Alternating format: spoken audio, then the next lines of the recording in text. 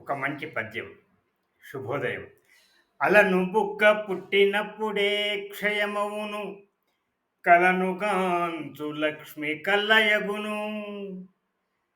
ఇలను భోగ భాగ్యమీ రీతి కాదుకో. విశ్వదాభిరామ వినురవేమ. అల మీద, తరంగం మీద నురుగు వచ్చినప్పుడే మళ్ళీ వెంటనే పగిలిపోతది. క్షయమైపోతది.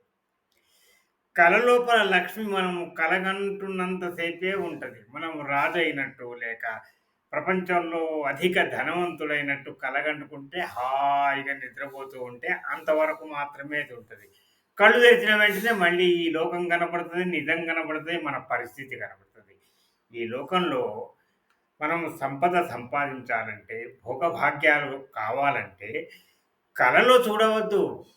మనము దాని యొక్క ఆలోచన చేసి, ప్రణాళిక వేసి, ప్రయత్నం చేసి కష్టపడితేనే భోగభాగ్యాలు కలుగుతాయని ఈ పద్యం యొక్క భావము.